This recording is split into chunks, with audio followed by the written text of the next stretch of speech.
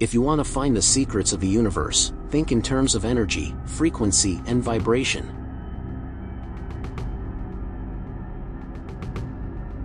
I don't care that they stole my idea. I care that they don't have any of their own.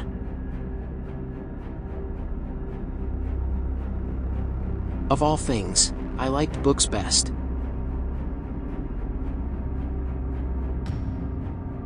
The day science begins to study non-physical phenomena, it will make more progress in 1 decade than in all the previous centuries of its existence. The scientists of today think deeply instead of clearly.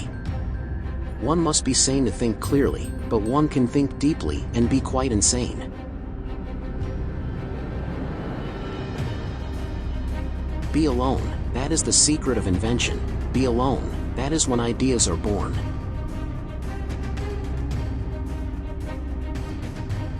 My brain is only a receiver. In the universe there is a core from which we obtain knowledge, strength, and inspiration. I have not penetrated into the secrets of this core, but I know that it exists.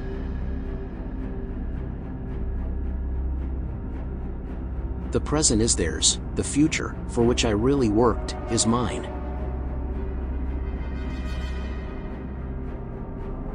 If your hate could be turned into electricity, it would light up the whole world.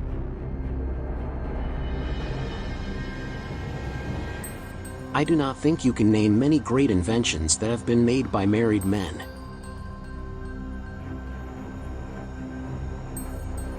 What we now want is closer contact and better understanding between individuals and communities all over the earth, and the elimination of egoism and pride, which is always prone to plunge the world into primeval barbarism and strife. Peace can only come as a natural consequence of universal enlightenment.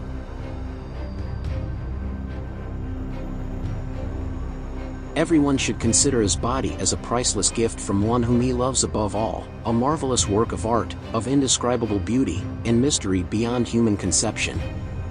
And so delicate that a word, a breath, a look, nay, a thought may injure it.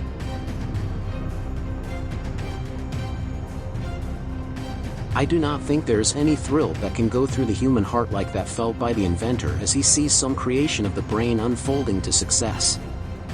Such emotions make a man forget food, sleep, friends, love, everything. One must be sane to think clearly, but one can think deeply and be quite insane.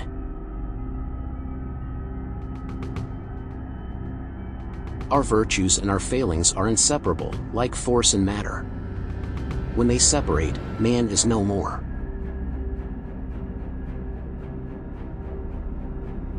Let the future tell the truth, and evaluate each one according to his work and accomplishments. All that was great in the past was ridiculed, condemned, combated, suppressed, only to emerge all the more powerfully, all the more triumphantly from the struggle. Life is and will ever remain an equation incapable of solution, but it contains certain known factors.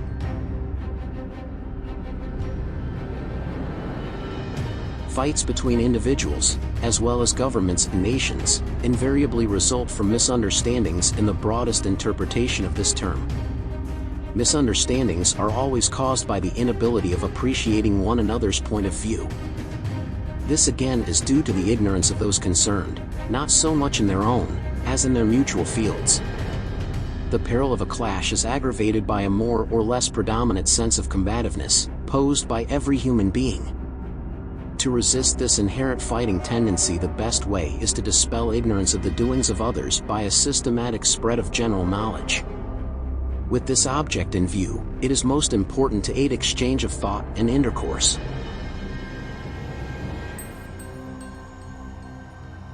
We crave for new sensations, but soon become indifferent to them.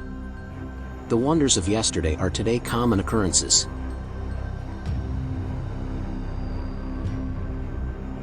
What one man calls God, another calls the laws of physics.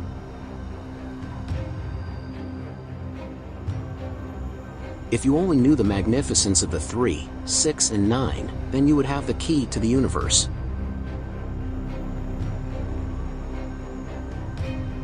Invention is the most important product of man's creative brain.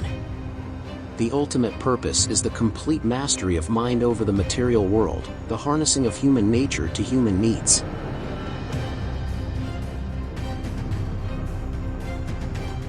Today's scientists have substituted mathematics for experiments, and they wander off through equation after equation, and eventually build a structure which has no relation to reality. You may live to see man-made horrors beyond your comprehension. From childhood, I was compelled to concentrate attention upon myself. This caused me much suffering, but to my present view, it was a blessing in disguise, for it has taught me to appreciate the inestimable value of introspection in the preservation of life, as well as a means of achievement. The pressure of occupation and the incessant stream of impressions pouring into our consciousness through all the gateways of knowledge make modern existence hazardous in many ways. Most persons are so absorbed in the contemplation of the outside world that they are wholly oblivious to what is passing on within themselves. The premature death of millions is primarily traceable to this cause. Even among those who exercise care, it is a common mistake to avoid imaginary and ignore the real dangers. And what is true of an individual also applies, more or less, to a people as a whole.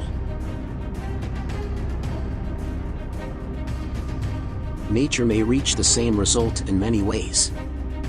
Like a wave in the physical world, in the infinite ocean of the medium which pervades all, so in the world of organisms, in life, an impulse started proceeds onward, at times, may be with the speed of light, at times, again, so slowly that for ages and ages it seems to stay, passing through processes of a complexity inconceivable to men, but in all its forms, in all its stages. Its energy ever and ever integrally present. A single ray of light from a distant star falling upon the eye of a tyrant in bygone times may have altered the course of his life, may have changed the destiny of nations, may have transformed the surface of the globe. So intricate, so inconceivably complex are the processes in nature. In no way can we get such an overwhelming idea of the grandeur of nature than when we consider that, in accordance with the law of the conservation of energy throughout the infinite, the forces are in a perfect balance, and hence the energy of a single thought may determine the motion of a universe.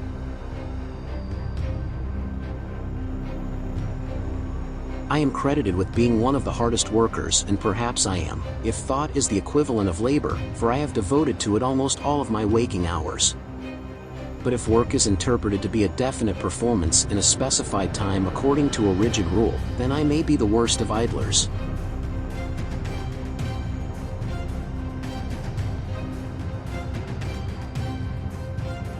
The gift of mental power comes from God, divine being, and if we concentrate our minds on that truth, we become in tune with this great power.